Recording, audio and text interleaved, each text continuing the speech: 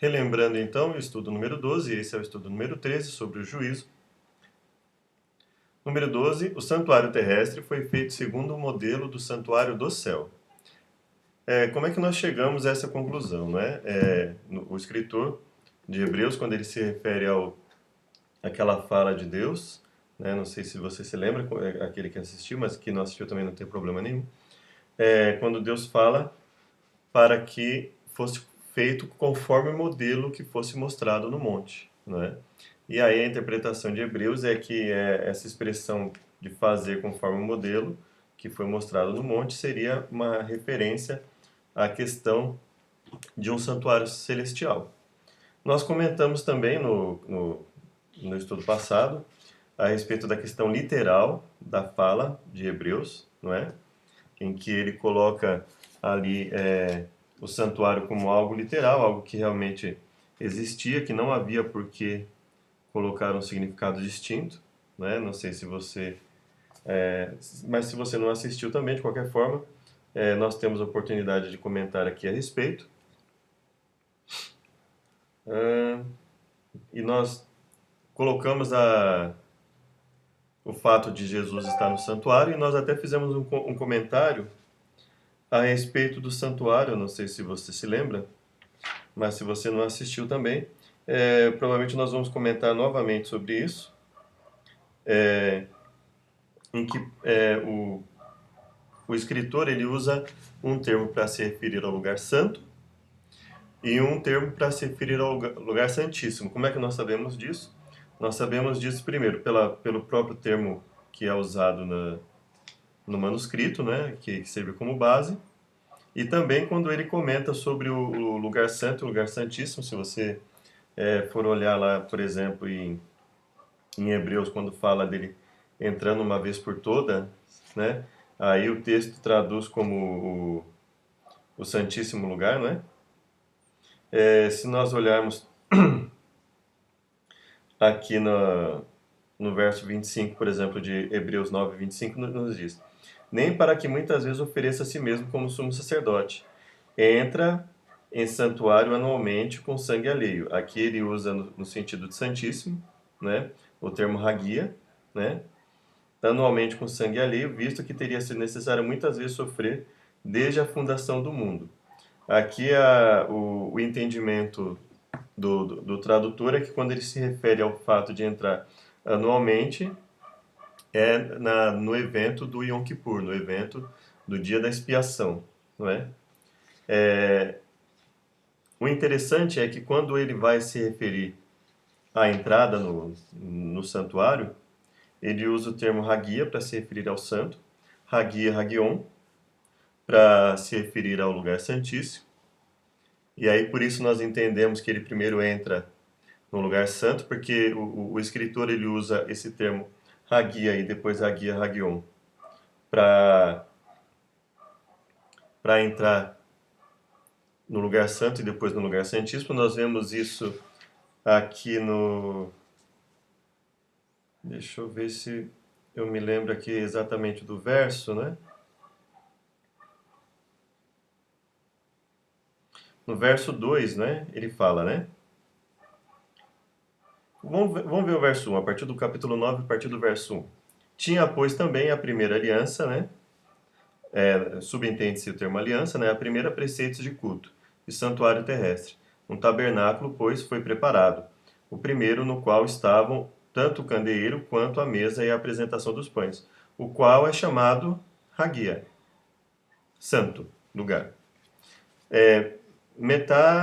Depois de, né, metá de to, o segundo, né, que ele fala deuteron, né, o segundo, aí ele vai falando, né, depois disso o véu, o segundo véu, um tabernáculo chamado Hagia Hagion. Hagia Hagion, ou Hagia Hagion, né, que é o santo dos santos, dourado, tendo um altar e a arca da aliança coberta totalmente em ouro. Então perceba que o autor, quando ele quer se referir ao lugar santo, ele usa o termo Hagia.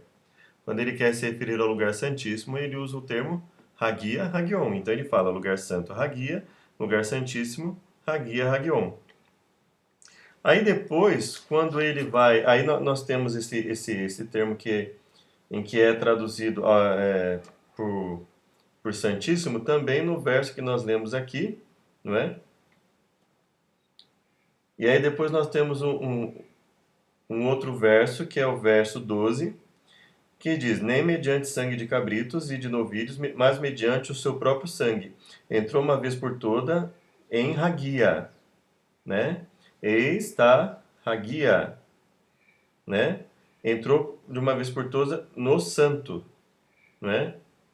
Tendo obtido a eterna redenção. Ou seja, perceba que Jesus é um sacrifício único, então ele não está preso às limitações de local, não é? Ele é um sacrifício único.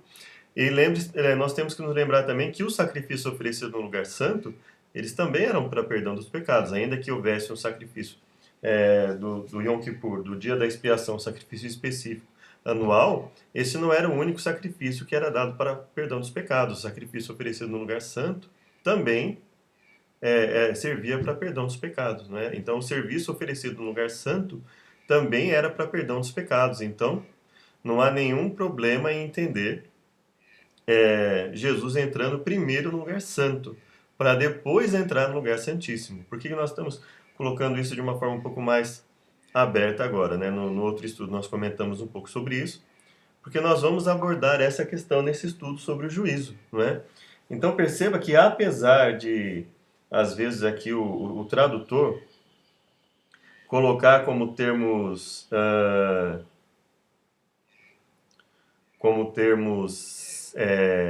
similares, o santo e o santo dos santos, né? Porque aqui está Hagia, né? E para se referir ao lugar santo, ou seja, ele entrou de uma vez por todas no lugar santo, e depois, não é? Depois não, desculpa. Antes dele falar sobre isso, ele fala sobre a questão do santuário terrestre. Lá no começo do capítulo 9, ele começa a falar do santuário terrestre, e veja, é o mesmo autor, é o mesmo capítulo, é o mesmo contexto, não tem por que eu traduzir de forma diferente.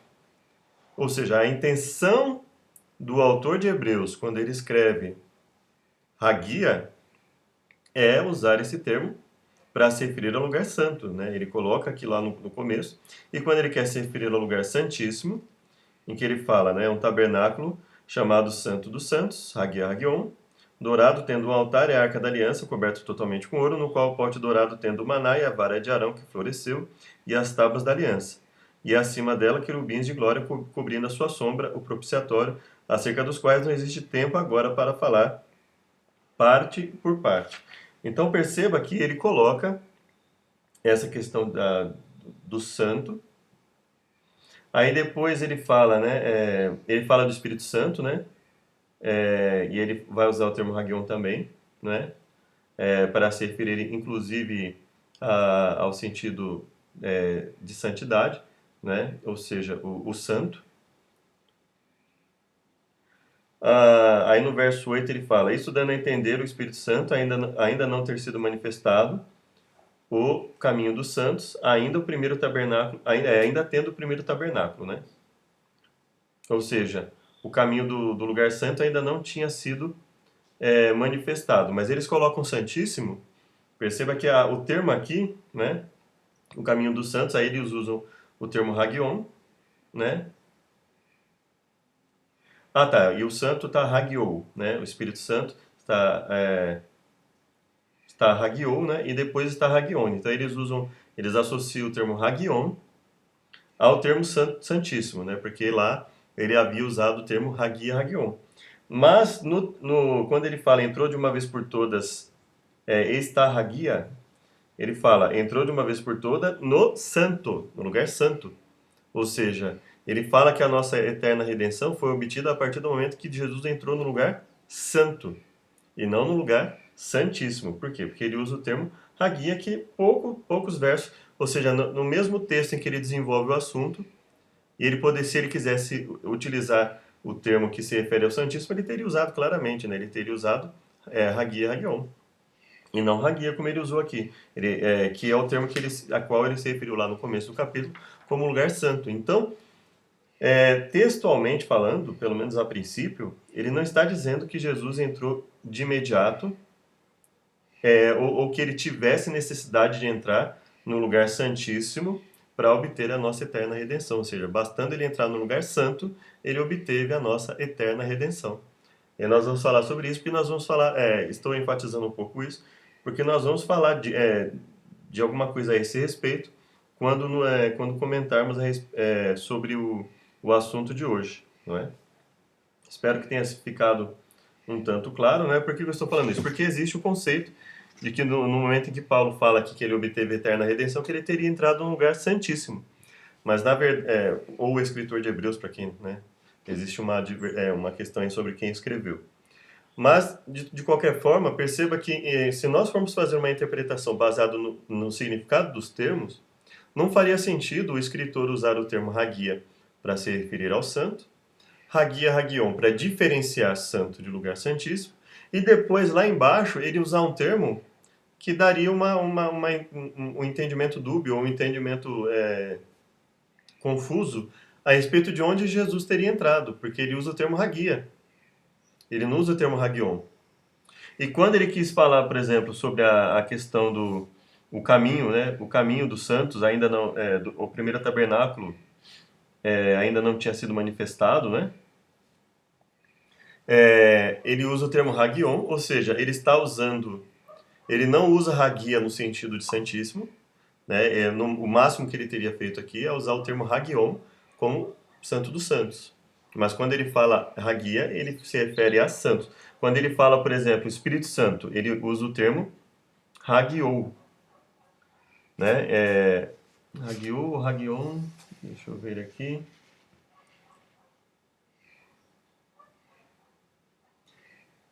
Hagiou, hagioi, né? É porque, na verdade, esse aqui seria uma espécie de um Y, mas seria o hagiou, ou hagioi, né?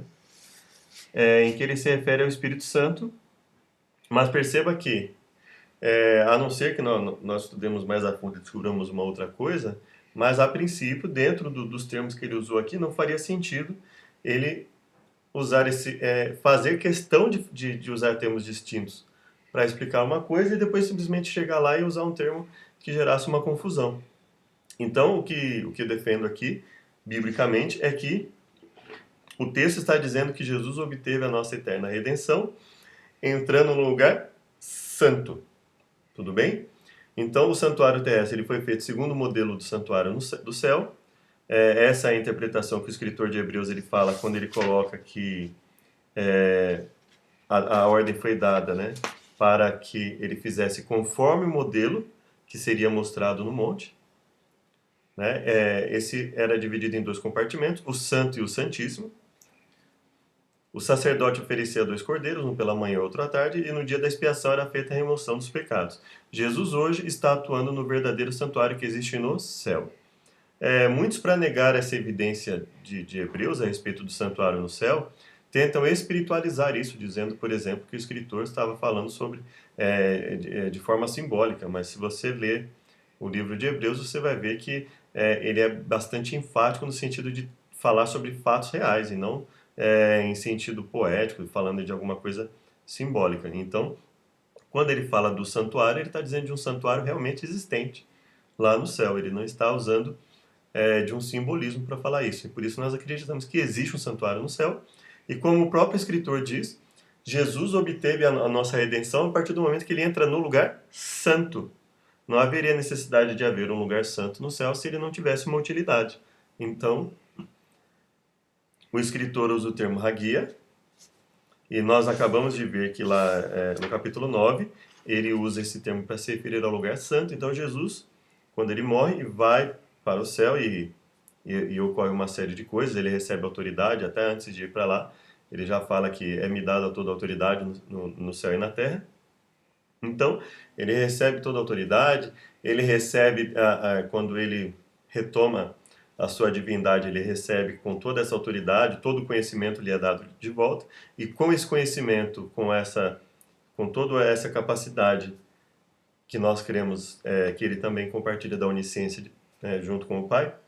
Então, quando essa onisciência lhe é devolvida, quando a divindade lhe é devolvida, todos os atributos lhe são devolvidos, inclusive a revelação que é concedida pelo Pai a ele, e que ele compartilha com João lá no livro de Apocalipse, não é? É com o anjo, e o anjo repassa para João no livro de Apocalipse. E por isso nós acreditamos que o fato de Jesus ter recebido a revelação não mostra que ele não é divino, mas que, de uma forma a harmonizar os relatos bíblicos, quando ele teria recebido essa revelação. No momento que ele está falando ali com João, não, ele teria recebido muito antes. Quando ele retoma a sua divindade, ele recebe junto com essa divindade toda a informação que lhe é necessária, toda a sua onisciência, não é? Mas é um parênteses aqui que eu coloco para a gente aproveitar que está nesse assunto. Mas por que eu estou enfatizando isso novamente? Eu coloco por causa do assunto que nós vamos falar hoje, não é?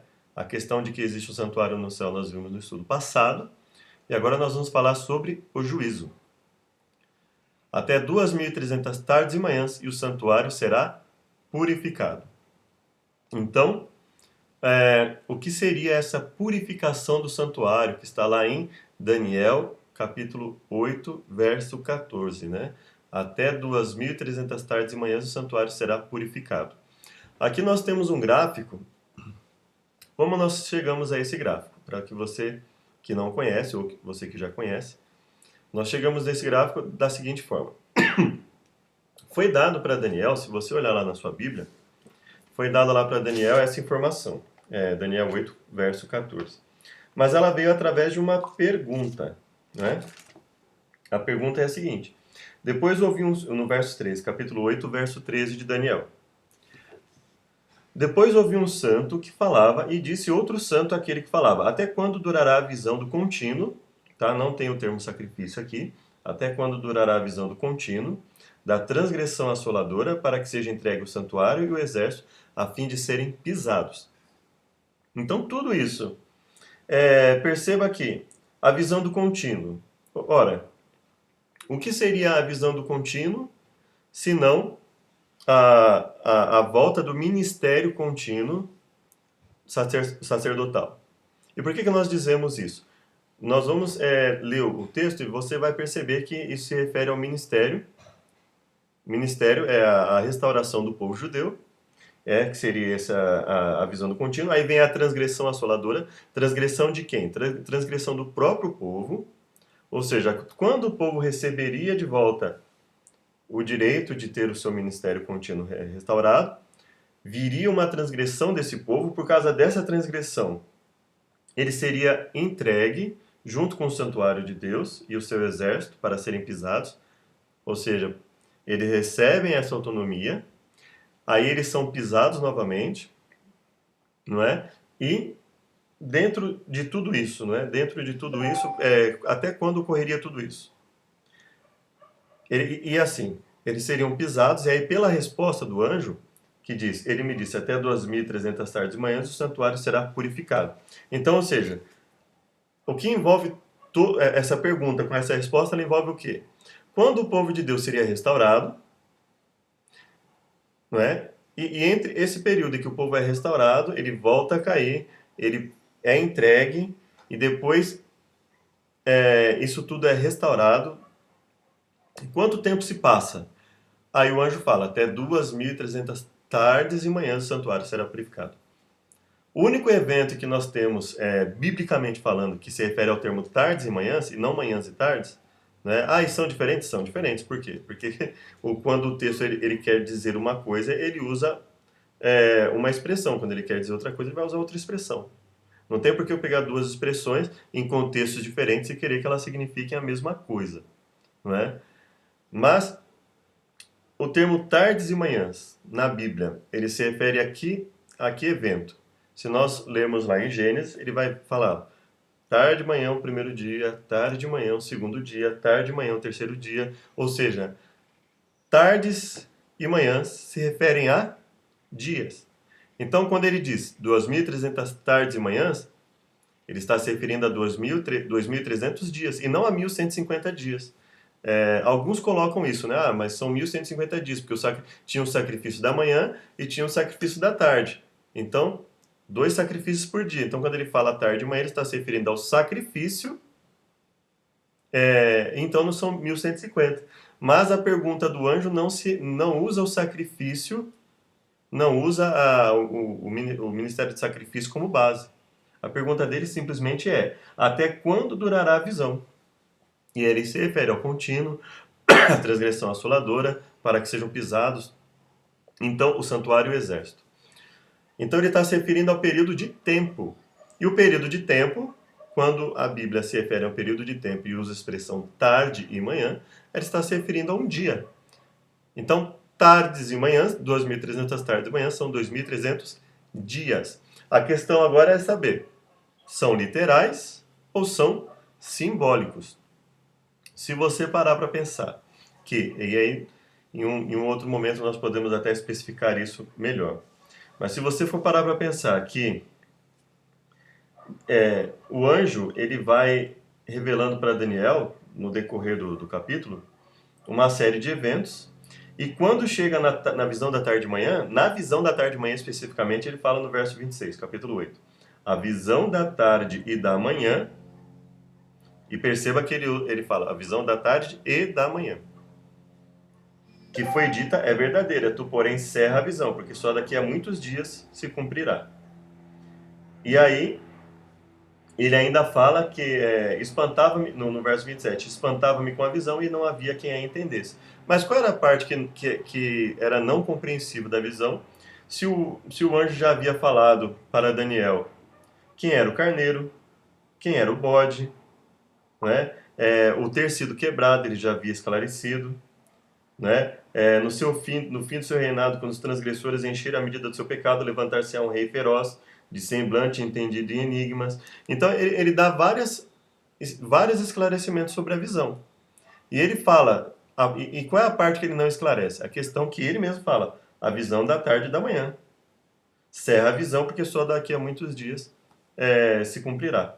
E aí Daniel, ele roga a Deus que o auxilie, e aí Deus chega até ele e disse o seguinte, no verso 22 do capítulo 9. Ele me instruiu e me disse, Daniel, agora vim para te fazer entender o sentido. Sentido do quê? O que ele falou que era para deixar cerrado? A visão da tarde e da manhã. E aí ele fala, instruiu e me disse, Daniel, agora vim fazer-te entender o sentido. No princípio das tuas súplicas saiu a ordem, eu vim para declarar a ti, porque és muito amado, portanto considera a mensagem e entende a visão. 70 semanas estão determinadas sobre o teu povo e sobre a tua santa cidade, para fazer cessar a transgressão, dar fim aos pecados, expiar a iniquidade, trazer a justiça eterna, selar a visão e a profecia para ungir o santo dos santos. Sabe e entende. Ou seja, ele fala das 70 semanas, e a maioria dos cristãos que acreditam, né, nessa visão se referindo a Jesus Cristo, entende que essas 70 semanas são simbólicas, né? Até a ideia de uma semana de anos, ela é perfeitamente aceitável no judaísmo, né? Se nós pegarmos os termos no original e verificarmos, a ideia de semanas de anos, ela é perfeitamente compatível com o contexto bíblico e com os próprios termos, o próprio judaísmo reconhece isso. Então, não existe nada fora da interpretação bíblica no que nós estamos falando. E as 70 semanas, elas vão ser a base, esse 457 aqui, eles vão ser a base para essas 70 semanas. E aí ele diz, sabe e entende, desde a saída da ordem para restaurar e edificar Jerusalém até o ungido, o príncipe, 7 semanas e 62 semanas. As praças e as tranqueiras se reedificarão, mas em tempos angustiosos, depois das 62 semanas será cortado o ungido. Ou seja, 7 semanas mais 62 semanas são quantos? 69. Correto? Então, depois das 62, ou seja, depois das 7 mais as 62, ou seja, depois das 69 semanas, ou seja, passadas 69 semanas, vai haver um momento em que o ungido vai ser cortado. Ou seja, posteriormente às 69 semanas, ou seja, porque ele fala 7 semanas e 62 semanas, correto? Então, depois que passarem as 69 semanas, o ungido é cortado. E não será mais, e o povo do príncipe que há de vir destruirá a cidade e o santuário. O seu fim será como uma inundação. Até o fim haverá guerras, estão determinadas desolações. Ele confirmará uma aliança com muitos por uma semana, mas na metade da semana fará cessar o sacrifício e a oferta de cereais. Então, aqui, o cristianismo, existe uma variação de interpretações quanto a essa última semana, mas o cristianismo em geral reconhece que as 70 semanas são 70 semanas de anos, não é? E que elas se cumprem em Jesus Cristo. Jesus seria esse ungido, né? Alguns aí que não acreditam em Jesus ou não interpretam dessa forma a profecia, tentam aplicar isso a algum sacerdote, algum sumo sacerdote, mas, em geral, o cristianismo reconhece essas 70 semanas como 70 semanas de anos.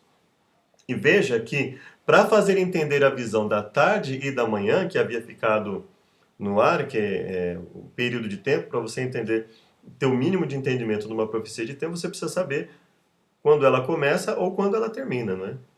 Você tem que ter algum ponto de referência.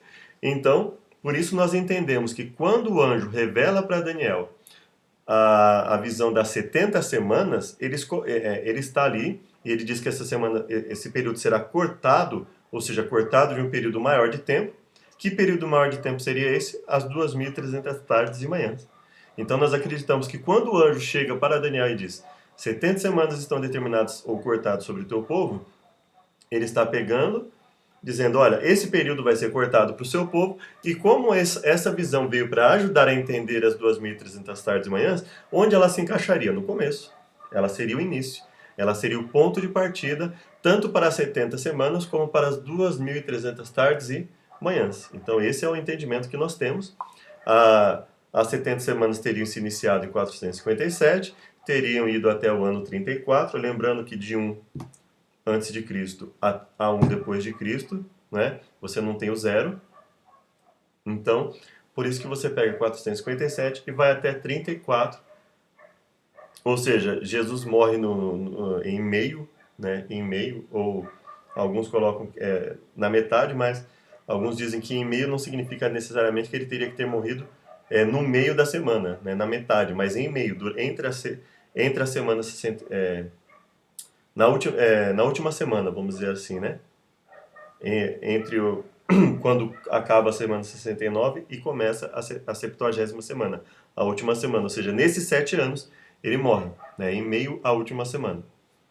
Então, Jesus morre aqui, aproximadamente no ano 31 da nossa era, 31 depois de Cristo. Aqui tem uma falha nesse gráfico, tá? 27 DC, 31 DC, 34 DC. Todos esses períodos aqui são períodos depois de Cristo, tá bom? Então está AC aqui, mas na verdade estamos nos referindo aos eventos depois de Cristo, ou depois da era cristã, tá bom?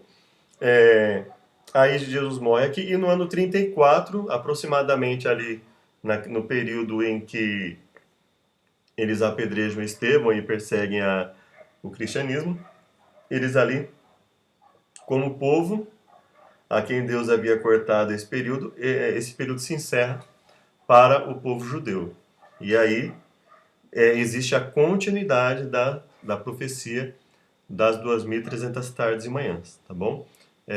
Espero que tenha auxiliado um pouco aqui, tá? Então, por que nós acreditamos assim? Porque o verso 13 e o verso 14 do capítulo 8, de onde foi tirada essa passagem, no verso 14 do capítulo 8 de Daniel, diz 2.300 tardes de manhã, o santuário será purificado. Essa purificação se refere a quê? Ao término de um conjunto de eventos, que começa quando?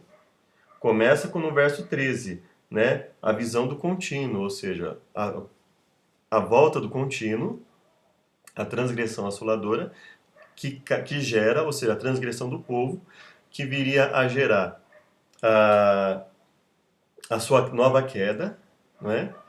E eles seriam pisados e o santuário seria purificado, não é? E aí, nesse período, por que nós colocamos aqui que ele atravessa as próprias 70 semanas, elas já atravessam esse período, né? Elas saem de um momento em que o foco está no povo judeu, e elas passam por um momento em que o foco passa a estar em Jesus, né? E nos seus seguidores, né?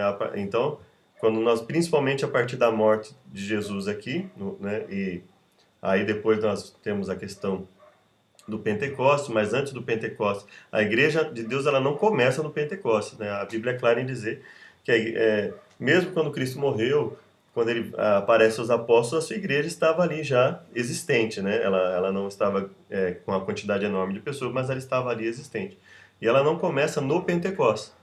Ela começa no momento em que as pessoas estão seguindo a Jesus. É a igreja de Deus ali estabelecida, não é? Então, aqui no ano 34, esse período das 70 semanas termina, mas como ele foi cortado, então se ele é cortado de um período maior. E como essa visão do capítulo 9, ela veio explicar, lembra que nós vimos ali? Ela veio explicar algo que o próprio anjo havia pedido para Daniel serrar e que Daniel não estava entendendo. Se você olhar o contexto, se você ler com calma aí na sua casa o capítulo 8, você vai ver que o que faltava a ser compreendido ali, né? Que causasse alguma confusão para que Daniel deixasse ali aquela, ainda que muitas coisas se referissem a um período posterior a ele, né? Foi o que o próprio anjo falou no verso 26 do capítulo 8, 26 de Daniel. A visão da tarde e da manhã é verdadeira, tu porém cerra a visão, porque só daqui a muitos dias se cumprirá. Então era isso. Foi isso que, através do pedido de Daniel, o anjo veio esclarecer melhor para ele, né? O anjo vem esclarecer esse período, e por isso nós fazemos essa junção das 70 semanas com as 2.300 tardes e manhãs. E aí surge esse gráfico, né? Começando em 457 até 1844, seria o período das 2.300 tardes e manhãs. Mas aí tudo bem, estabelecemos o período. E o evento? Né? Qual seria o evento? Seria um evento na Terra, seria um evento no céu, mas que teria repercussão aqui na Terra também, né? Visto que eles seriam pisados, mas depois disso haveria alguma mudança. Então, nós tratamos aqui, o gráfico ele trata do período, nós tentamos esclarecer aqui um pouco esse período, e agora nós vamos para a continuidade do estudo. O juízo. Um fato bíblico indiscutível é que todos os seres humanos de todos os tempos enfrentarão o julgamento de Deus. Disse Salomão, porque Deus há de trazer a juízo todas as obras, até as que estão escondidas, quer sejam boas, quer sejam más, né?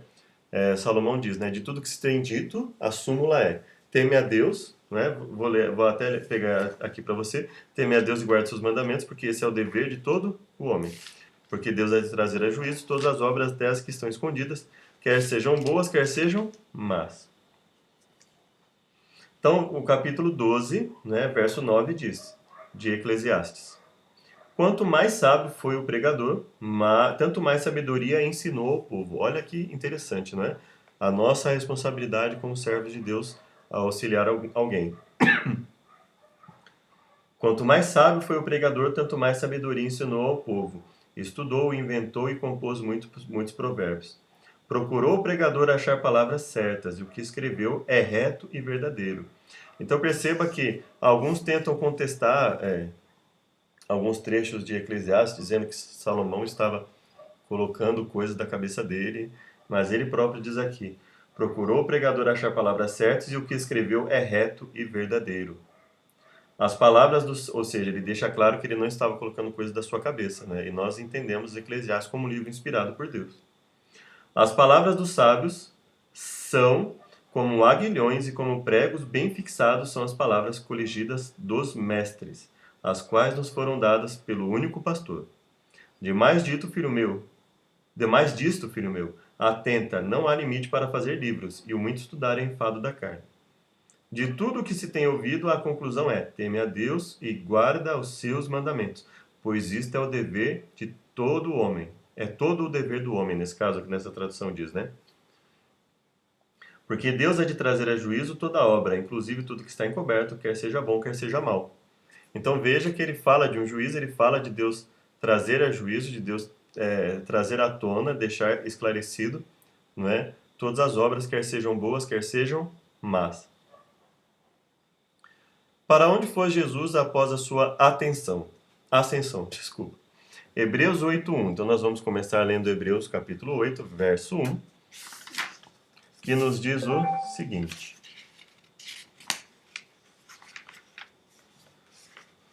Ora, o essencial das coisas que temos dito é que possuímos tal sumo sacerdote, que se assentou à destra do trono da majestade nos céus, como ministro do santuário e do verdadeiro tabernáculo que o Senhor erigiu, não o homem. Pois todo sumo sacerdote é constituído para oferecer tanto dons como sacrifícios. Por isso era necessário que também esse sumo sacerdote tivesse o que oferecer. Ora, se ele estivesse na terra, nem mesmo sacerdote seria, visto existirem aqueles que oferecem os dons segundo a lei, os quais ministram em figura e sombra das coisas celestes. Assim como foi Moisés divinamente instruído quando estava para construir o tabernáculo, pois diz ele: Vê que faça todas as coisas de acordo com o modelo que te foi mostrado no monte. Agora, com efeito, obteve Jesus ministério tanto mais excelente quanto é ele também mediador de superior aliança instituída com base em superiores promessas. Então perceba que ele está se referindo à questão da aliança, ele está se referindo às promessas, ele está se referindo ao sacerdócio terrestre como sombra das coisas celestes, não é? E aí ele fala, porque se aquela primeira aliança tivesse sido sem defeito, de maneira alguma estaria sendo buscado lugar para a segunda, e de fato repreendendo-os diz, eis que aí vem dias, firmarei nova aliança com a casa de Israel e com a casa de Judá. É interessante que as pessoas que interpretam às vezes que, isso foi para Israel, então na verdade a nova aliança não caberia para os gentios, né? Porque ela foi estabelecida com quem? Com a casa de Israel, com a casa de Judá, não é? E nos diz, capítulo 6, vamos ver aqui. Não segundo a aliança que fiz com seus pais, no dia em que os tomei pela mão, para os conduzir até fora da terra do Egito, pois eles não continuaram na minha aliança, e eu não atentei para eles, diz o Senhor. Porque essa é a aliança que firmarei com a casa de Israel depois daqueles dias, diz o Senhor. Na sua mente imprimiria as minhas leis, ou seja, não está falando que deixaria de haver lei, mas que ela seria impressa na mente das pessoas. Isso significa que eu não precisaria que ela estivesse escrita? Se não precisasse, nós não teríamos as escrituras gregas, né? Também sobre o seu coração as inscreverei, e eu serei o seu Deus, e eles serão o meu povo. E não ensinará jamais cada um ao seu próximo, nem cada um ao seu irmão, dizendo: Conhece ao Senhor, porque todos me conhecerão, desde o menor deles até o maior, pois para com as suas iniquidades usarei de misericórdia, dos seus pecados jamais me lembrarei. Quando ele desnova, torna antiquada a primeira. Ora, aquilo que se tornou antiquado, envelhecido, está prestes a desaparecer. Qual a ênfase que ele está falando aqui? Ele está falando sobre o sacerdócio, sobre a aliança e o antigo sacerdócio, né? Então, a aliança nova de imprimir a lei nos corações envelhece a primeira aliança. Ou seja, significa que Deus não deixava a sua lei no coração dos seus servos. Pelo contrário, quando Deus deu a lei para Moisés, ele deixa bem claro para o povo que era para o povo manter essa lei na sua mente e eles falarem da palavra de Deus em todo momento, ao levantar, ao andar pelo caminho, ao deitar. Então ele fala claramente para que eles fossem imprimindo aquela lei no coração, ou seja, na mente. E o próprio salmista fala: guarda a tua palavra no meu coração para não pecar contra ti. Então, isso não é uma coisa que não existia, né? Ou seja, Deus está, na verdade, essa nova aliança, entre aspas, seria, na verdade, a aliança renovada, né? Ou seja, a renovação da aliança anterior, né? Tornando antiga a aliança, tornando antiquada a aliança antiga, prestes a acabar. Por quê? Porque ele estaria renovando a aliança. Porque a antiga o povo quebrou, não é? Então veja que ele está falando claramente de uma nova aliança, ele está falando de Jesus como o sumo sacerdote e um santuário celestial, porque se fosse na terra ele nem seria sacerdote, não é? E aí nós vamos lá para o capítulo 9, verso 24, que nos diz o quê? Porque Cristo não entrou em santuário feito por mãos, figura do verdadeiro, porém no mesmo céu para comparecer agora por nós diante de Deus.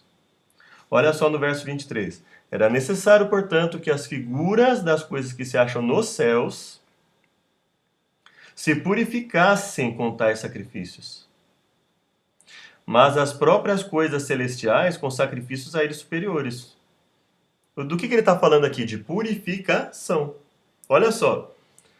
Era necessário, portanto, que as figuras das coisas que se acham nos céus, as figuras se purificassem com o quê? Com tais sacrifício. Que sacrifício?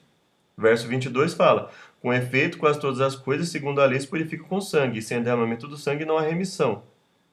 Qual sangue ele está falando aqui? Verso 21. Igualmente também aspergiu com sangue o tabernáculo e todos os utensílios do serviço sagrado. Então ele está falando do sacrifício terrestre.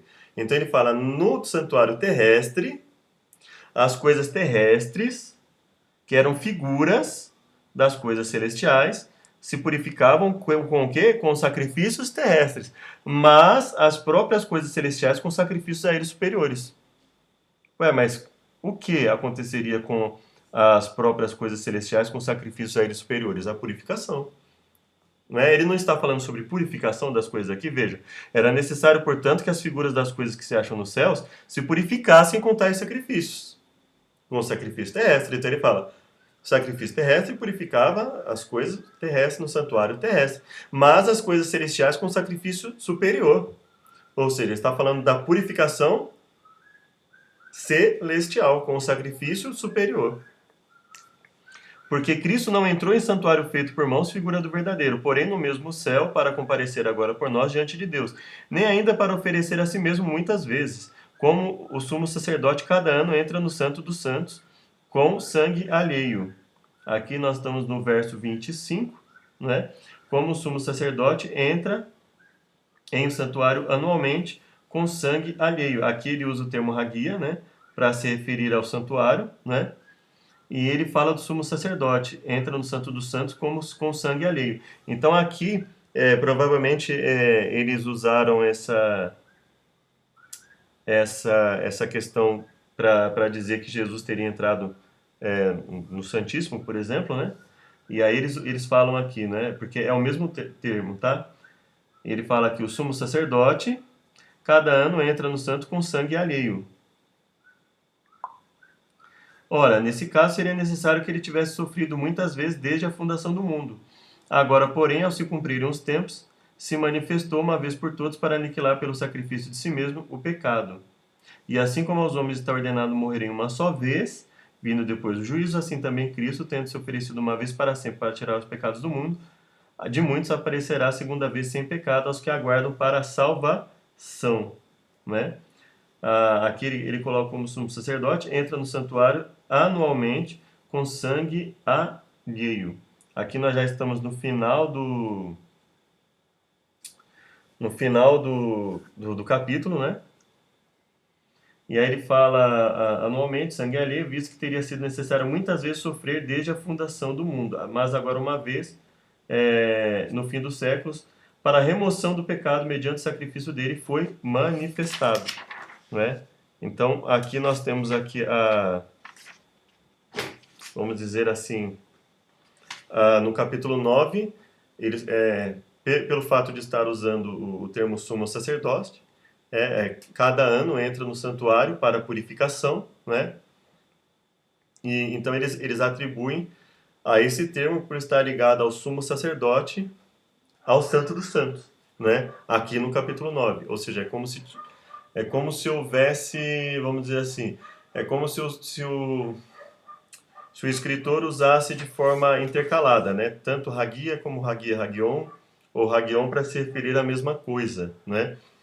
Quando, na verdade, no capítulo 8, ele inicia... capítulo 9, né, que nós lemos, desculpa.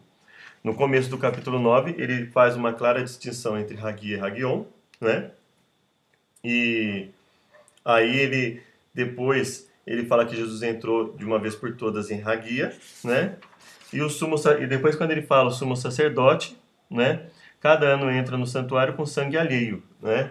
Então aí nós teríamos que ir lá na Bíblia, verificar a função do sumo sacerdote, se ele atuava apenas no dia da expiação, se ele só atuava no Santo dos Santos, para nós entendermos melhor. Mas uma coisa que fica bastante clara para nós é que Jesus, através do seu sacrifício, no capítulo 8, verso 1, para que nós tenhamos reforçando aqui, o essencial das coisas que temos dito é que possuímos um sumo sacerdote que se assentou à destra do trono da majestade no céu, como ministro do santuário e verdadeiro tabernáculo que o Senhor erigiu e não o homem.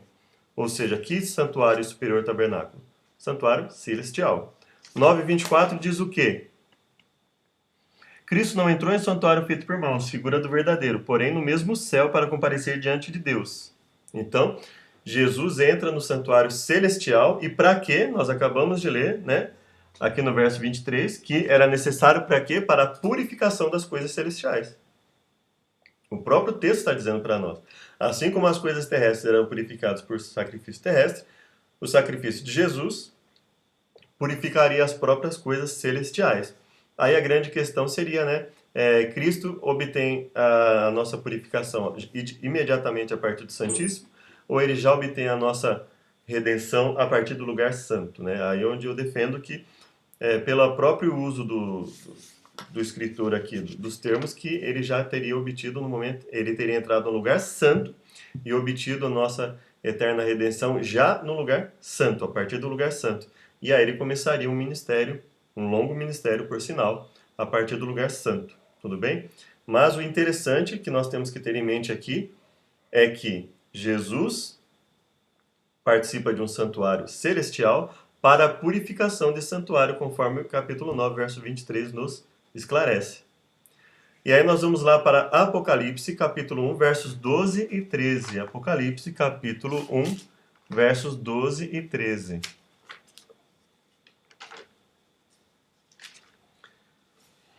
Que nos diz: E voltei-me para ver quem falava comigo, e ao voltar-me vi 7 candeeiros de ouro, e no meio dos 7 candeeiros alguém semelhante a um filho do homem, vestido com vestes talares e cingido à altura do peito com um cinto de ouro.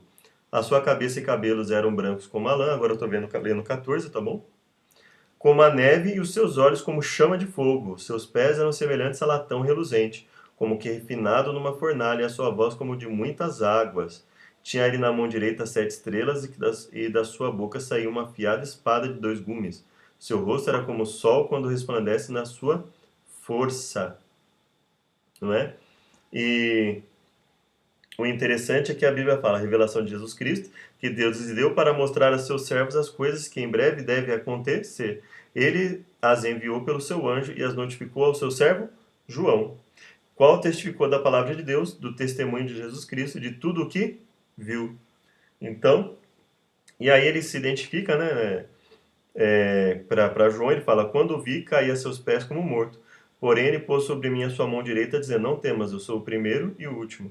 Eu sou o que vivo. Fui morto, mas estou vivo para todo o sempre.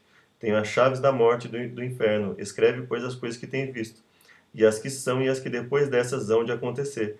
O mistério das 7 estrelas que viste na minha mão direita e os 7 candeeiros de ouro é este. As 7 estrelas são os anjos das 7 igrejas, e os 7 candeeiros são as 7 igrejas. Então, se você analisa aqui que ele fala: Eu sou o primeiro, o último, sou o que vivo, fui morto, mas estou vivo para todo sempre. Então, aqui, em quem se encaixa isso? No próprio Jesus Cristo, não é?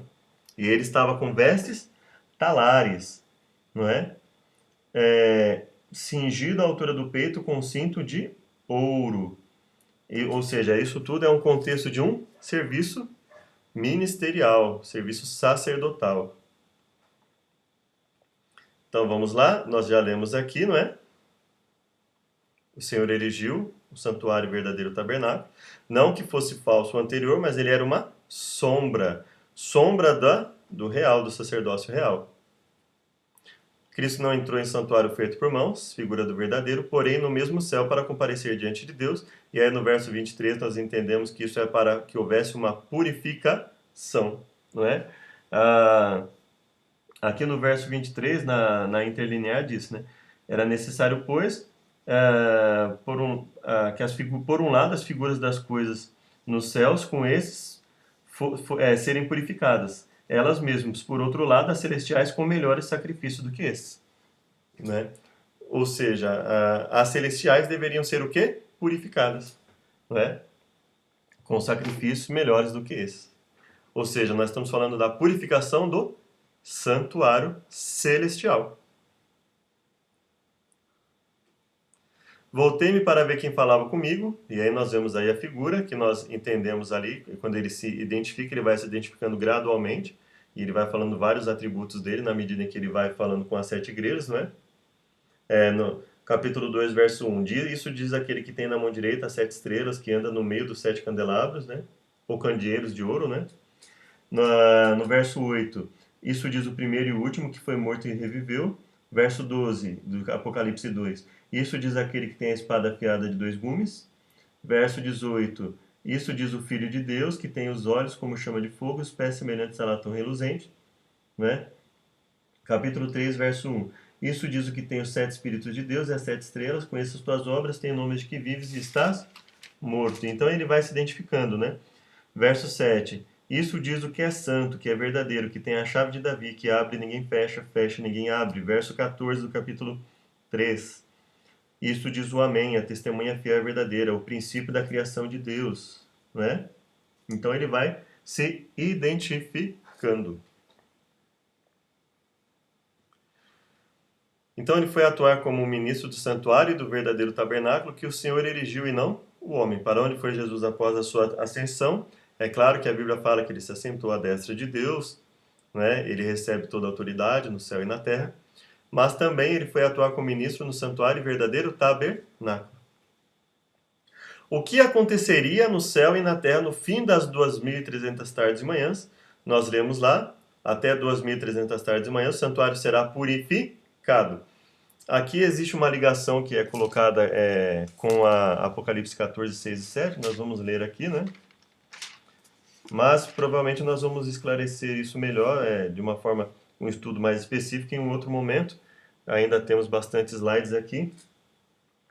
Capítulo 14, versos 6 e 7 de Apocalipse.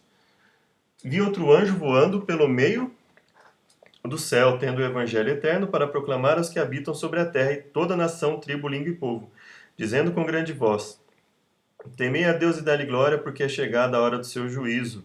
E adorai aquele que fez o céu, a terra e o mar e a fonte das águas. Um segundo anjo o seguiu, dizendo: caiu, caiu a grande Babilônia, que a todas as nações deu a beber do vinho da ira da sua prostituição. Seguiu-os ainda o terceiro anjo, dizendo com grande voz: se alguém adorar a besta e a sua imagem, receber... Agora estou no verso 9, tá?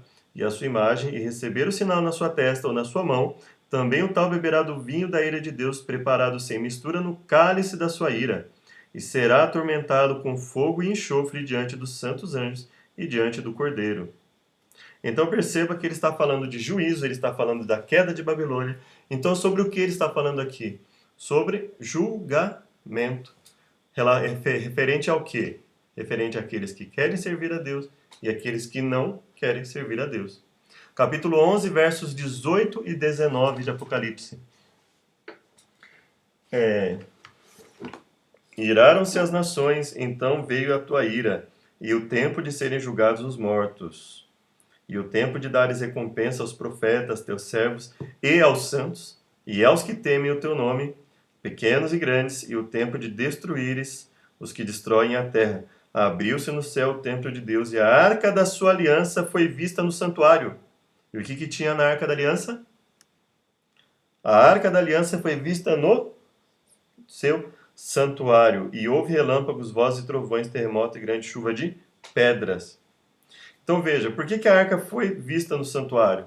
Por que Deus faria questão?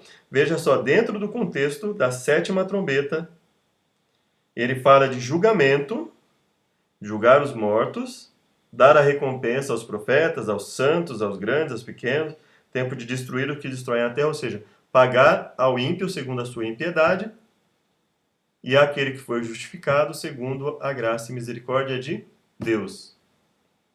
Graça e misericórdia a quem? Aquele que pela fé buscou obedecer a Deus, pedir perdão pelos pecados cometidos e buscou permitir que Deus transformasse a vida, tendo uma nova vida a cada momento, né? Então, dentro desse contexto, ele fala que é vista a arca da aliança no santuário. E aí houve relâmpagos, trovões, terremoto e grande chuva, né? E logo depois vem um sinal no céu, uma mulher vestida de sol, tendo a lua debaixo dos pés, uma coroa de 12 estrelas sobre a cabeça, estava grávida e gritava com as dores de parto, sofrendo tormentos para dar à luz. E um outro grande sinal no céu, um outro sinal, um dragão grande, vermelho, que tinha 7 cabeças e 10 chifres, sobre as suas cabeças 7 diademas. E esse dragão persegue a mulher. E nesse contexto de perseguição, o que o verso 17 do capítulo 12 nos diz: e o dragão irou-se contra a mulher, foi fazer guerra aos demais filhos delas, que guardam os mandamentos de Deus e mantêm o testemunho de Jesus. Então perceba, eu acredito que não tinha como ser mais específico. Ele fala sobre julgamento, ele fala sobre dar a cada um segundo as suas obras. Ou seja, aqueles que buscaram servir a Deus, pedir perdão pelos seus pecados e viver conforme a palavra de Deus, ainda que não de forma perfeita, ele daria a recompensa. E aqueles ímpios que destroem a terra, que não querem servir a Deus, ele daria o quê? A destruição. E aí, nesse contexto, né, vem a mulher e o dragão persegue a mulher, faz guerra a quem? Aos que guardam os mandamentos de Jesus. Aos que guardam os mandamentos de Deus e mantêm o testemunho de Jesus. Perceba que não tinha uma forma mais clara de falar sobre isso, não é? Então, por que aqui nós já lemos, né? Temei a Deus, dar glória. Veja, vi outro anjo voando pelo meio do céu, tendo o evangelho eterno para pregar aos que se assentam sobre a terra. Veja que nós estamos aqui, João escrevendo o Apocalipse e fala de um evangelho eterno posterior à morte de Jesus. E nesse evangelho eterno diz: temei a Deus e dá-lhe glória, porque é chegada a hora do seu juízo. E adorar aquele que fez o céu, a terra, o mar e a fonte das águas. E o segundo anjo vem associando a questão do juízo à questão de quê? Da decisão dos homens em servir a Deus ou servir Babilônia. Ou seja, fala de um julgamento e critério para esse julgamento seria o quê? Servir a Deus ou não servi-lo. Obedecê-lo ou estar em atitude de rebeldia diante dele. Né? E isso é associado ao fim das 2.300 tardes manhãs, por quê? Porque lá, quando o anjo fala, ele fala de uma transgressão, e essa transgressão traria a perseguição, traria uma desgraça ao povo de Deus, mas que gradualmente ocorreria o quê? Conforme nós vimos na história, desde lá do passado. Deus teria sempre o seu remanescente. Eu particularmente achei um pouco precoce essa junção de texto, da forma que foi colocada. Mas, se nós tivermos em mente que tudo aquilo fazia parte do juízo de Deus, ou seja, 2.300 tardes manhãs fazem parte do juízo de Deus, Deus tem o seu juízo a aplicar sobre a terra, fala que é chegada a hora do seu juízo no capítulo 14 de Apocalipse, e contextualmente isso faz parte de um período específico na história do nosso mundo, não é? Então, as coisas vão se encaixando, né? A purificação do santuário, a purificação envolve o ministério de Jesus, do santuário celestial, não é? O ministério de Jesus envolve o juízo de Deus que vai chegar sobre a terra, não é? Então, só a questão de no fim das 2.300 tardes de manhãs é que aí carece um pouquinho, aí nós precisaríamos fazer um estudo um pouco mais aprofundado para a gente não ficar... E para a gente não perder o foco aqui no que estamos falando, né?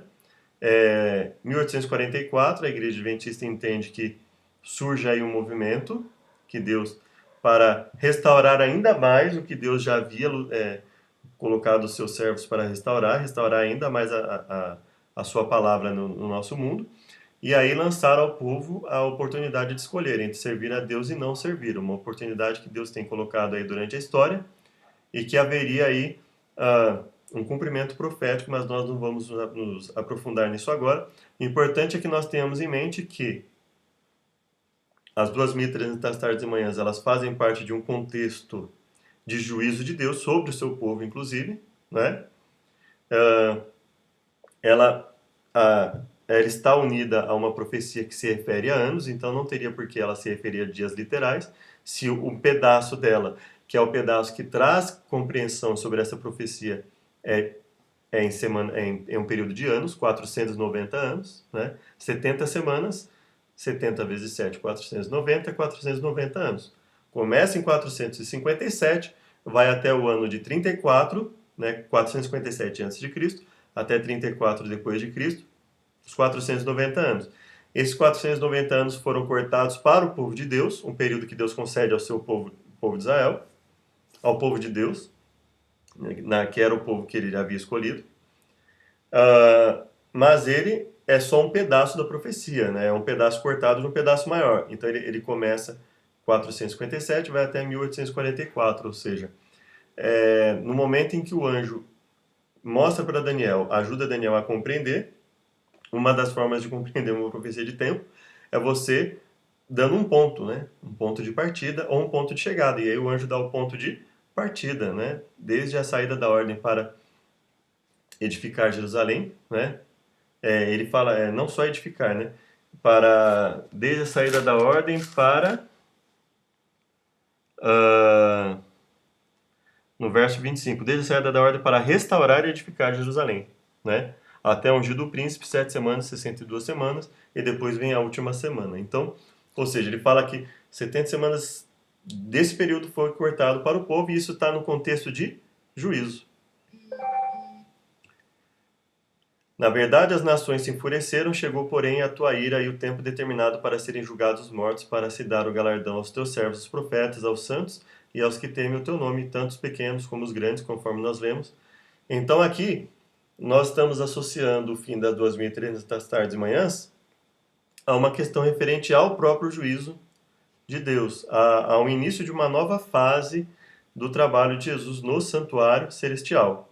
Ou seja, a purificação do santuário, né, a purificação com o sacrifício maior, ela ocorre a todo momento, no momento em que Jesus adentra o santo,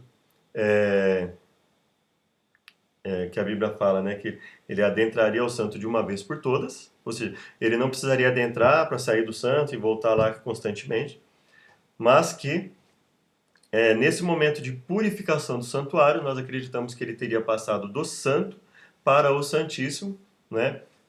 Como ele é o sumo sacerdote, ele tem acesso direto tanto ao santo como ao Santíssimo, em qualquer momento que ele queira, né? Mas que a princípio ele teria entrado no lugar santo para depois entrar no lugar santíssimo. E por isso nós associamos a questão essa purificação do santuário, nós associamos a questão da purificação a essa passagem do santo para o santíssimo, ou seja, uma nova fase da purificação do santuário celestial.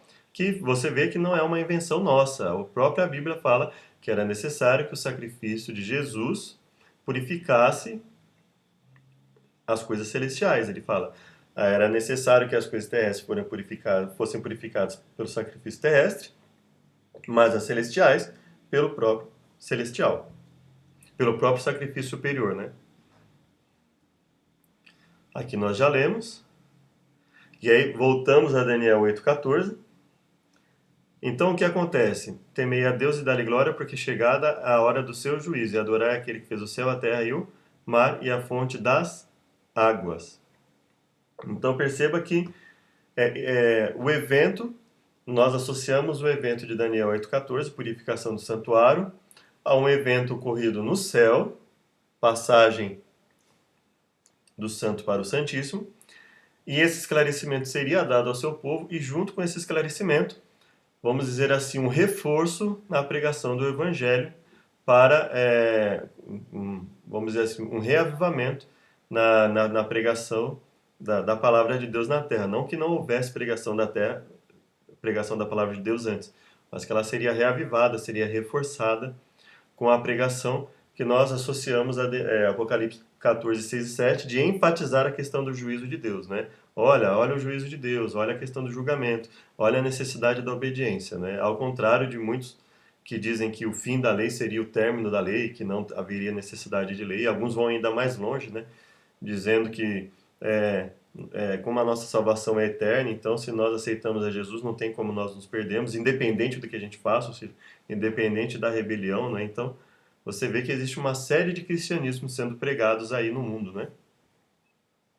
E nós estamos aqui para pregar que Deus tem o seu juízo, e o seu juízo é baseado na sua lei, né? E esse simbolismo está associado à questão da arca aparecer lá no céu, né? No contexto da sétima trombeta, que está...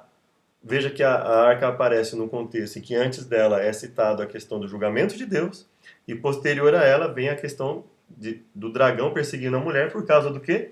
Por causa da guarda dos mandamentos. Não teria uma forma mais clara de entender que, quando se refere aqui à questão da arca, da aliança, ele está se referindo à questão da ênfase na necessidade da sua lei ser enfatizada, né? Na terra, Deus levantaria um movimento para restaurar verdades jogadas por terra. Isaías 58:12, nós vamos ler.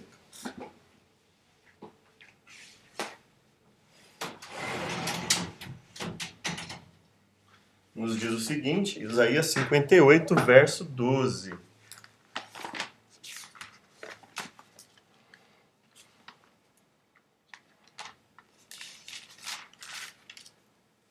Vou ler um pouco antes, tá?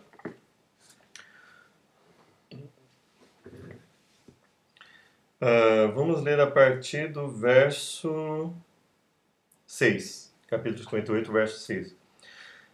Não é esse o jejum que escolhi? Que soltes as ligaduras da impiedade? Olha só, que soltes a ligadura da impiedade. Que despaças as ataduras do jugo e que deixes livres os quebrantados e despedaçes todo o jugo? Não é também que repartas o teu pão com o faminto e recolhas em casa os pobres desterrados? E vendo nu cubras e não te escondas do teu próximo? Então romperá a tua luz como a alva e a tua cura apressadamente brotará. Então perceba que nós não precisamos ter poder de fazer milagres para curar, né? Tanto nos curar como ajudar outros a se curarem. Ele fala, a tua cura apressadamente brotará e a tua justiça irá diante da tua face e a glória do Senhor, a glória, né, do Eterno, será a tua retaguarda. Então clamarás e o Senhor, no caso, Yud-He Vav-He, alguns chamam de Yud-He ou He, né? E aí tem uma série de teorias aí que nós podemos tratar no futuro. Mas o Eterno, nosso Deus, aquele que nós queremos como único, e o Senhor te responderá, gritarás, e ele dirá, eis-me aqui. Se tirares do meio de ti o jugo e o estender do dedo e o falar iniquamente, se abrires a tua alma ao faminto e fartares a alma aflita, então a tua luz nascerá nas trevas e a tua escuridão será como o meio-dia.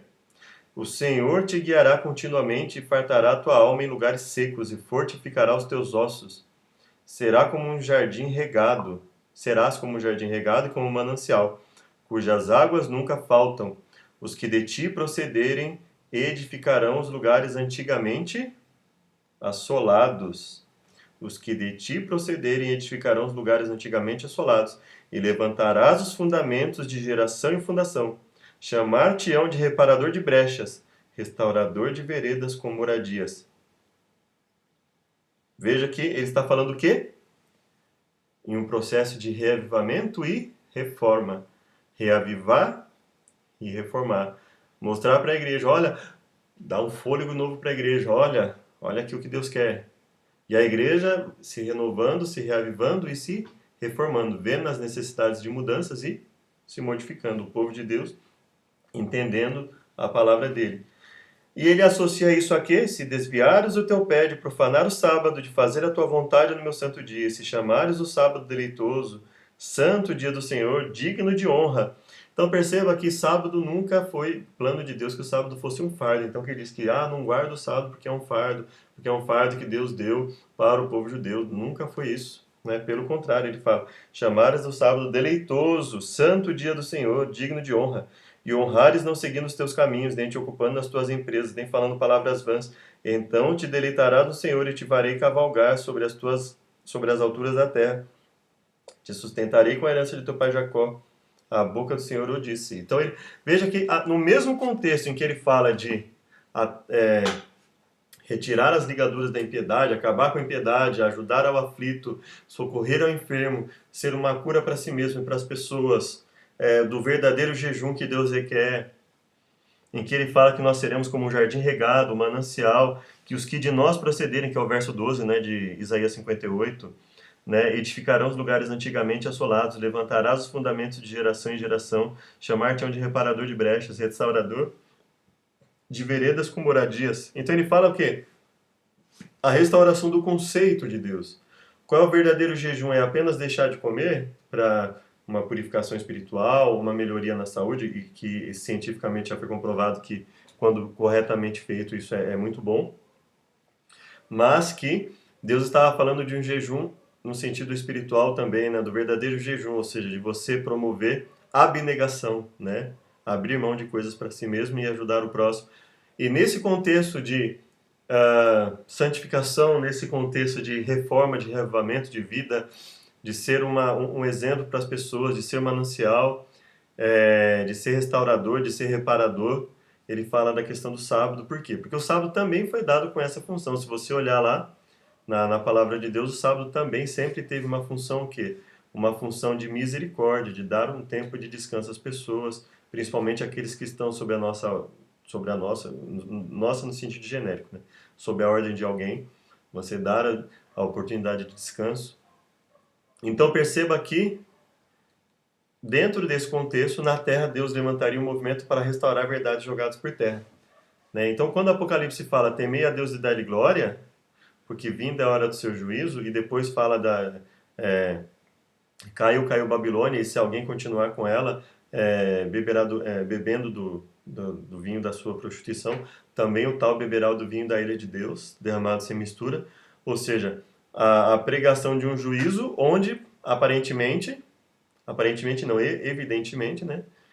Havia o quê? Contaminação por Babilônia, contaminação por erros.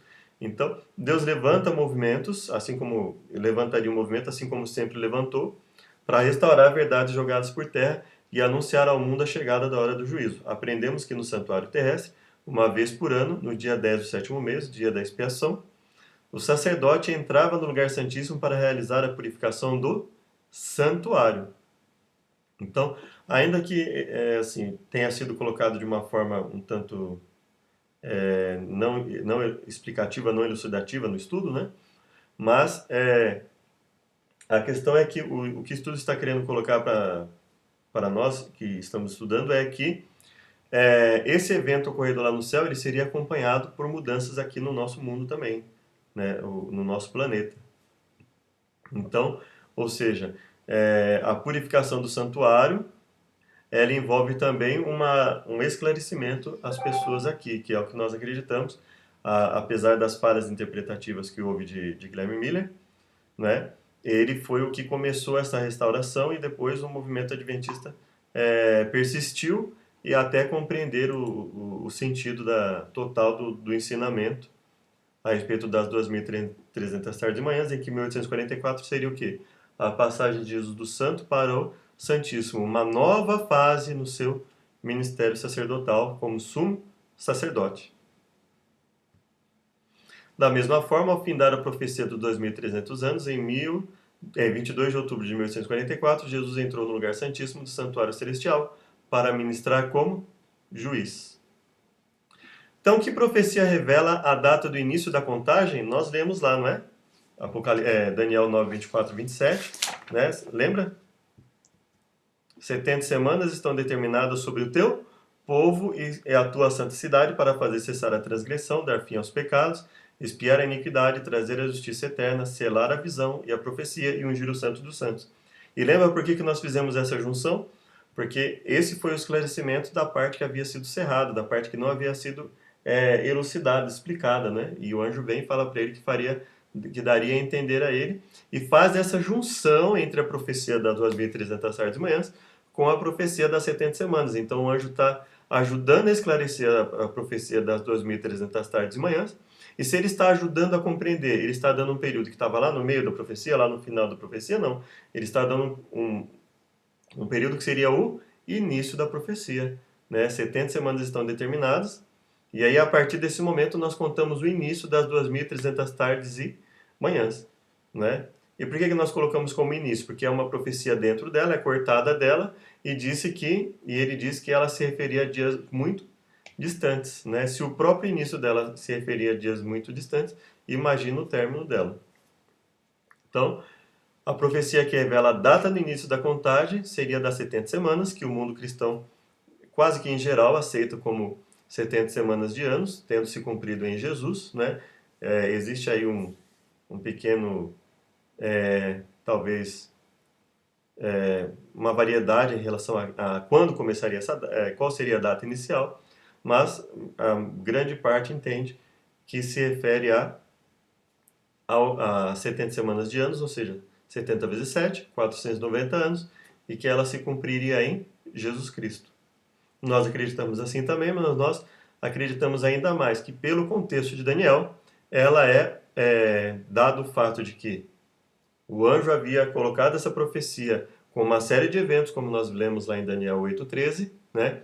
Dentro dessa série de eventos seria o que? A restauração do contínuo em Israel, né? Restauração do contínuo, a transgressão do povo, que levaria à prisão do povo, seria pisados novamente, até que o santuário fosse purificado, né?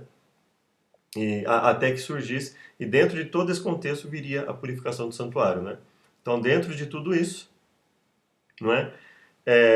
Veja que esse contexto aqui de expiar a iniquidade, trazer justiça eterna, selar a visão e a profecia para ungir o Santo dos Santos, se referia a 70 semanas. E depois disso ainda viria a continuidade das 2.300 tardes e manhãs. Sabe e entende, desde a saída da ordem para restaurar e edificar Jerusalém até ungido ao príncipe, 7 semanas e 62 semanas. Então, por isso que nós não acreditamos que a última semana está no futuro. O próprio texto é bastante claro, né? O texto diz que até chegar o ungido, que nós queremos como Jesus, seriam 7 semanas e 62 semanas, ou seja, 69 semanas até o ungido, né? E em meio à última semana seria retirado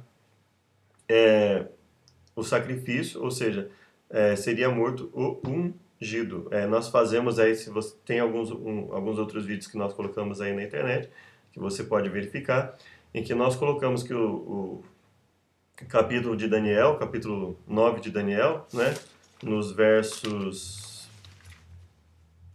vamos pegar aqui, capítulo 9, os versos 26 e 27, na verdade, né, o final do verso 26, o começo do verso 27, basicamente. Não, desculpa. O verso 26 e o verso 27, eles podem ser colocados de forma paralela, né? Então, na verdade, o ungido é morto quando? O ungido seria morto em meio à última semana, que é quando faz cessar o sacrifício. Ou seja, faz cessar a necessidade de sacrifício. Ou seja, quem faz cessar o sacrifício não é o assolador, quem faz cessar o sacrifício é o próprio ungido. Pela sua morte ele faz cessar o sacrifício.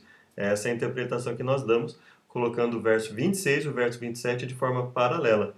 Ele diz assim, ó, depois das 62 semanas será cortado o ungido e não será mais, e o povo do príncipe que há de vir destruirá a cidade. Se você pegar essa primeira parte com a primeira parte do verso 27, ele confirmará uma aliança com muitos por uma semana, mas na metade da semana fará cessar o sacrifício e a oferta de cereais. Então a primeira parte do 26 e a primeira parte do 27 seriam paralelas, e a segunda parte do 26, que fala sobre o povo do príncipe, que há de vir, destruirá a cidade, e o seu fim será uma grande inundação, estaria associada à questão do e sobre as das abominações virá o assolador até a destruição determinada, o qual será derramada sobre o assolador. Então, quando fala do ungido ser cortado, nós entendemos que é paralelo ao começo do verso 27, que fala em meio à última semana, ou na metade da última semana, para cessar o sacrifício. Ou seja, nós entendemos que quem faz cessar o sacrifício na profecia das 70 semanas é o próprio ungido. Por isso que nós acreditamos que a última semana se cumpre em Jesus e não num futuro distante, como algumas pessoas interpretam aí na profecia das 70 semanas, que a última semana seria uma semana lá no futuro. Não, nós acreditamos que ela se cumpriu na época de Jesus Cristo e que ela é um pedaço cortado de uma profecia maior, conforme a Bíblia diz, 70 semanas serão cortadas ou determinadas para o seu povo, ou seja, cortadas de qual período? Desse período maior. E por isso nós dizemos que o início dos 2.300 tardes e manhãs é a profecia das 70 semanas, que nós cremos começou em 457, que acreditamos ter sido a ordem que efetivamente permitiu essa reconstrução não só do templo, mas da própria nacionalidade do povo, do próprio povo como um todo. Então, foi 1.260 anos a data de início? Não. 1.290? Não. 1.335? Também não. Foram as 70 semanas, 490 anos. Vale lembrar que profecia cada dia representa um ano. Números 14 e 34, Ezequiel 4, 7. É uma coisa também que leva um tempo para a gente poder entender melhor, né? Por que algo revelado em um contexto totalmente distinto é usado nesse contexto profético, né? 14:34. Segundo o número dos dias em que espiastes a terra, 40 dias, cada dia representando o ano, levarei sobre vós as vossas iniquidades, 40 anos, e conhecereis o meu desagrado. E Ezequiel 4:7.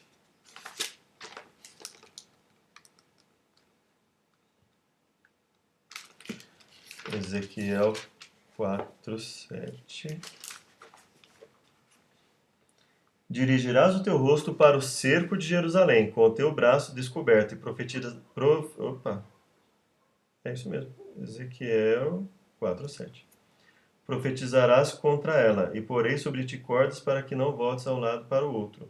Na verdade, verso 6, tá?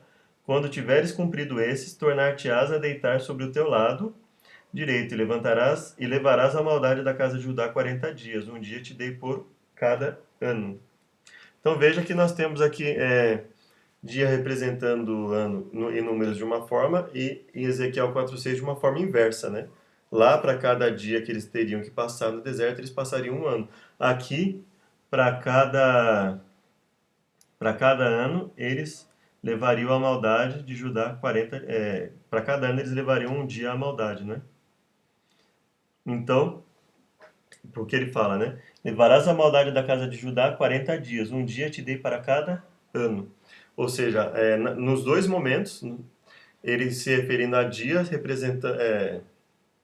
representando anos, né? Um dia por um ano. Dentre outras coisas, assim, toda vez que nós vemos algum simbolismo na profecia, nós temos que tentar entender a que esse simbolismo se refere, não é? Mas no caso de Daniel, essa ideia de 70 semanas representando ano, porque um dia representa ano, ela não se encaixa muito bem, por quê? Porque quando o anjo fala 70 semanas, ele está explicando a profecia, ele não está dando uma visão. Então, na verdade, essa ideia de que em profecia cada dia representa um ano, baseada em números em Ezequiel, ela não se encaixa muito na questão das 70 semanas, tá? Porque as 70 semanas, elas são uma explicação da profecia. Do anjo não está dando nenhuma visão para ser interpretada através de simbolismo. Ele está dando uma explicação. E não tem por que eu simbolizar a explicação da profecia. O que eu vejo como mais coerente aqui é entender que são 70 semanas de anos, pelo contexto em que a profecia é colocada, né? E pelo fato de que os judeus reconhecem, e o contexto permite claramente, interpretar que semanas podem ser interpretadas como semanas de anos, e não apenas semanas de dias, no contexto bíblico. E por isso essas 70 semanas seriam 490 anos. Nós precisaríamos de mais tempo, tem um vídeo que a gente comenta um pouco sobre um assunto nesse sentido, mas possivelmente nós podemos até comentar, né, fazer um estudo específico sobre isso, sobre a questão da semana de anos, mas só fazendo, só um paralelo aqui nesse estudo, tendo em mente que as profecias das 70 semanas em Daniel 9:24 em diante, né, ela é uma explicação, né, o anjo veio explicar, ele não veio dar visão alguma, não faz sentido nós pegarmos nada do que está contido ali e espiritualizarmos e colocarmos simbolismos, né? Agora, por que nós usamos como semanas de anos? Porque a Bíblia, mesmo em contextos não simbólicos, ela usa semanas de anos, né? Então, por isso que nós entendemos, pelo contexto da profecia, pela quantidade de eventos que ocorrem, que não seriam apenas 70 semanas literais, tá? E aí seria um pouco mais de um ano, né? Um ano tem 52 semanas, um pouco mais de um ano. Não seria um período curto, e sim um período longo, que envolve uma série de coisas, né? E por isso que nós entendemos como semanas de anos, pelo contexto e pelo fato de que o termo usado ali para semanas, ele também pode se referir a semanas de anos. Isso, aliado ao contexto, nos permite interpretar que são 490 anos, que começa, nós entendemos como 457, que teria sido a ordem efetiva para a restauração do povo, e não só do templo, e que seria o início das 2.300 tardes de manhã, tendo em mente que o anjo veio explicar o que ele não havia deixado claro no esclarecimento anterior, e o que ele não deixou claro no esclarecimento anterior e que se encaixa em período de tempo, as 2.300 tardes e manhãs. Por isso nós entendemos que 490 anos são o início das 2.300 tardes e manhãs. Qual é um dos papéis de Jesus no julgamento? E o Pai a ninguém julga, mas ao Filho confiou todo o julgamento. João 5, 22. João 5, 22, que ele nos diz lá, né? João, no caso, Evangelho. Quando não aparece nenhum número antes da palavra João, é porque é o Evangelho. Quando aparece o número 1, 2 ou 3, é porque são as cartas. Primeira carta, segunda carta e terceira carta de João. João 5, 22, o verso 21 diz: Pois assim como o Pai ressuscita e vivifica os mortos, assim também o Filho vivifica aqueles a quem quer. O Pai a ninguém julga, mas deu ao Filho todo o juízo, para que todos honrem o Filho como honra o Pai. Que não honra o Filho, não honra o Pai que o enviou. Então ele confiou ao Filho todo o juízo ou todo julgamento. Então, um dos papéis de Jesus no julgamento, função de juiz. Também de advogado, né? A Bíblia fala que nós temos um advogado junto ao Pai, Jesus Cristo justo, né? Mas que ele passa a acumular também, ele acumularia também essa função. Deus confia a ele o julgamento, né? Aí é uma questão também que nós precisaríamos estudar com mais tempo, né? Mas esse é um estudo, como eu disse, é um estudo mais básico em que nós tentamos contextualizar um pouco para já acostumarmos a quem assistir a questão de não se basear só em um verso, mas sempre buscar um pouco do contexto imediato e alguns outros versos e etc, né? Além de juiz, qual é a outra função desempenhada por Jesus? Filhinhos meus, estas coisas vos escrevo para que não pequeis. Se, todavia, alguém pecar, quando ele fala se, todavia, alguém pecar, ele está dizendo o quê? Que o pecado não tem mais poder sobre o servo de Deus. O servo de Deus vai vencendo o pecado gradativamente, e ainda que ele caia, já não é mais aquela coisa voluntária, aquela coisa feita em tom de rebeldia contra Deus, né? Ou seja, ele cai, ele se arrepende e ele busca mudar de vida, pedir a Deus que dê poder a ele. Então ele fala: se todavia alguém pecar, temos advogado junto ao Pai, Jesus Cristo, o justo. Intercede por nós junto ao Pai. E aí ele fala: o juízo é realizado em 3 fases. Investigação teve início em 1844 e terminará um pouco antes da volta de Jesus. Comprovação ocorrerá durante os 1000 anos. Apocalipse 24 e 1 Coríntios 6, 2, né? 1 Coríntios 6, 2 é um tema bem interessante, né? Em que Paulo fala sobre se nós iremos julgar. Por que nós não podemos julgar coisas dessa vida se nós julgaremos até os próprios anjos, né? 1 Coríntios 6, 2. Não sabeis vós que os santos hão de julgar o mundo? Eu vou ler o verso 1, capítulo 6. Ousa algum de vós, tendo algum negócio contra outro, ir a juízo perante os injustos e não perante os santos? Não sabeis vós que os santos hão de julgar o mundo? Ora, se o mundo deve ser julgado por vós, sois indignos de julgar as coisas mínimas? Não sabeis que havemos de julgar os anjos, quanto mais as coisas pertencentes a esta vida? Então, se tiverdes negócios em juízo pertencentes a esta vida, constituís como juízes deles os que são de menos estima na igreja? Então veja que ele fala do aspecto de julgamento. Agora nós vamos lá, Apocalipse 20, verso 4.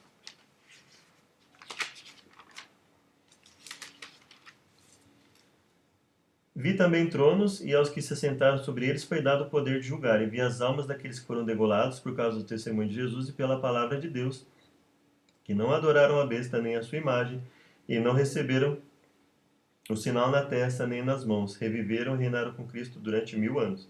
Mas os outros mortos não reviveram, até que os 1000 anos se completassem. Essa é a primeira ressurreição. Bem-aventurado e santo aquele que tem parte na primeira ressurreição. Sobre esses não tem poder a segunda morte, mas serão sacerdotes de Deus e de Cristo, e reinarão com ele 1000 anos. Então perceba que, por que nós falamos que é um juízo de comprovação? Porque ele fala que sobre os que participarem da segunda ressurreição, o que vai acontecer? Quem é bem-aventurado? Que tem parte na primeira. Sobre esses não tem poder a segunda morte. Agora, e sobre os outros? Né?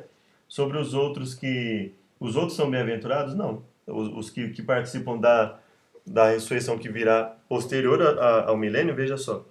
Quando se completarem, verso 7 do capítulo 20, quando se completarem os 1000 anos, Satanás será solto da sua prisão e sairá a enganar as nações que estão dos 4 cantos da terra, Gog e Magog, cujo número é como a areia do mar, a fim de juntá-los para a batalha. Subiram sobre a largura da terra e cercaram o arraial dos santos e a cidade querida, mas desceu o fogo do céu e os consumiu.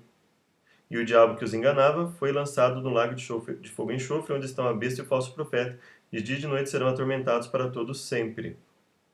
Então perceba que é um juízo de comprovação, ou seja, é um juízo em que nós iremos entender por que, que aqueles que ressuscitaram por ocasião da volta de Jesus estarão salvos, junto com os salvos vivos que subiram por ocasião da volta de Jesus, e por que os outros não vão participar dessa salvação. Ou seja, quem é bem-aventurado?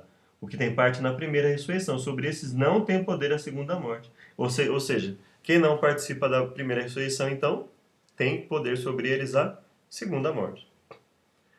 E aí a execução, o juízo final que ocorrerá após os 1000 anos. Apocalipse 20, 7 a 10, que nós lemos aqui. Não é? Então nós temos a investigação. Investigação por quê? Por causa de Deus? Não, Deus sabe de tudo. Investigação por causa dos outros seres que vão precisar entender qual é o critério de Deus, que o critério de Deus é justo, é transparente. Né? Comprovação durante os 1000 anos e execução, juízo final que ocorrerá após os 1000 anos. Lembrando que é claro que esse é um estudo mais básico, né? Futuramente, quando nós formos fazer algo mais específico, nós podemos ampliar mais o leque, mas isso leva mais tempo, né? Provavelmente não um estudo só não dê para fazer tudo isso. O que Deus julgará, conforme Eclesiastes 12, 14, trará a juízo todas as coisas, quer sejam boas, quer sejam más, né? Até as que estão escondidas. Somente as coisas boas? Não. Somente as coisas mais graves? Não. Somente as coisas más? Também não. Todas as coisas, sim, né? Até as que estão escondidas, quer sejam boas, quer sejam más. O juízo de Deus será estabelecido segundo a verdade que recebemos da sua palavra. Romanos 2, verso 2. Vamos lá? Romanos 2, verso 2. Vamos ler o que ele fala lá.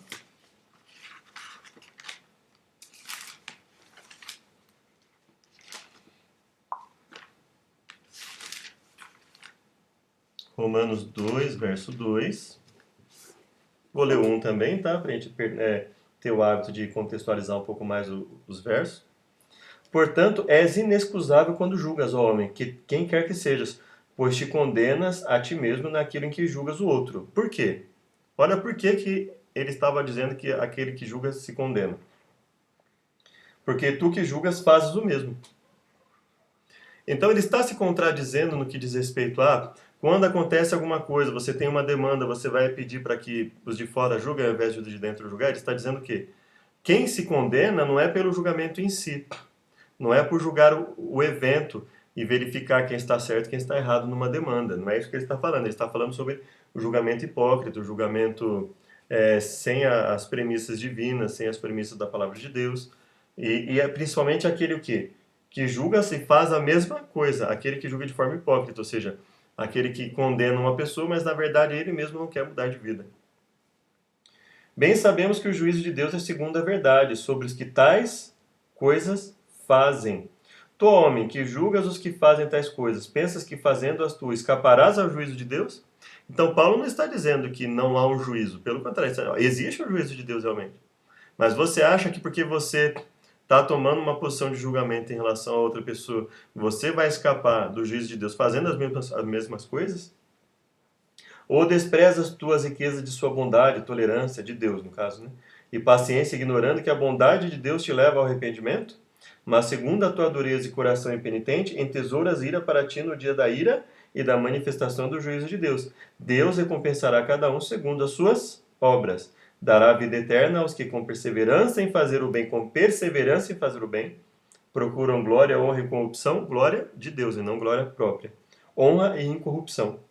Mas indignação e ira aos que são contenciosos, desobedientes à verdade e obedientes à iniquidade, obedientes à ausência de lei, né? Aqueles que seguem a ausência de lei. Tribulação e angústia sobre toda a alma do homem que obra o mal, primeiramente do judeu e também grego, mas glória, honra e paz a qualquer que pratica o bem, primeiramente ao judeu e também ao grego, pois para Deus não há acepção de pessoas. Veja que quando o verso fala de não haver acepção de pessoas, ou seja, ele vai, aquele que quer obedecer, ele vai salvar, e aquele que não quer obedecer, ele vai condenar, independente de ser judeu ou grego. É nesse sentido que o verso diz que Deus não faz acepção de pessoas, independente de quem seja, quer servir a ele, ele vai dar poder e vai dar a recompensa. A quem não quer seguir, ele vai condenar. Conforme que está escrito nos... Então, a pergunta é de que modo seremos julgados? Vi também os mortos, os grandes e os pequenos, postos em pé diante do trono. Então se abriram os livros, ainda o outro livro, o livro da vida, foi aberto. E os mortos foram julgados segundo as suas obras, conforme que se achava escrito nos livros. Mais uma comprovação de que, no período dos 1000 anos, o juízo será de comprovação. Já vai estar tudo lá nos livros, né? Segundo as suas obras, conforme que se achar escrito nos livros. Então ele vai ser julgado segundo o que está ali. Deus vai confirmar para aqueles que estiverem ali o porquê ele salvou alguns e não salvou outros. Conforme que está escrito nos livros. Quantos compareceram perante o tribunal de Cristo? 2 Coríntios 5:10. Porque importa que todos nós compareçamos perante o tribunal de Cristo, para que cada um receba segundo o bem ou o mal que tiver feito por meio do corpo. Perceba? Para que cada um receba segundo o bem ou o mal que tiver feito por meio do corpo. Ou seja, ele está deixando bem claro, olha, o que buscar a Deus vai ser salvo e o que não buscar vai ser perdido. Não existe isso de apenas uma aceitação intelectual. Ah, eu aceito que Jesus morreu por mim e não preciso fazer mais nada. Não é isso que a Bíblia ensina, né?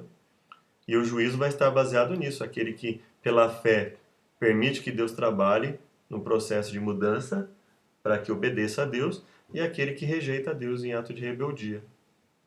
Então, todos comparecerão perante o tribunal de Cristo. O que devemos fazer para ser aprovados no juízo? Romanos 8:1.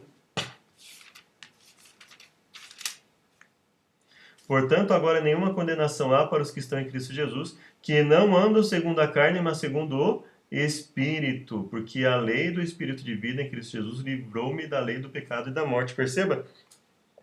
A lei do pecado, que é aquela lei que ele fala, que ele luta contra, né? Que faz ele se rebelar contra Deus. A lei de Deus, né? O andar segundo o Espírito livra da lei do pecado e da morte. Ou seja, a lei do Espírito da vida, né? Ou seja, Deus opera em nós uma mudança. Então, nenhuma condenação há para os que estão em Cristo Jesus, para os que não andam segundo a carne, mas segundo o Espírito. Então veja, os que estão em Cristo Jesus que não têm condenação, são quem? São aqueles que simplesmente falam que aceitam Jesus? Não, são aqueles que não andam segundo a carne, ou seja, aqueles que pela fé têm uma mudança de vida. E isso nos faz sermos aprovados ou não termos condenação. Qual é a norma pela qual seremos julgados? Né? Tiago fala da lei da liberdade, Tiago 2:10-12.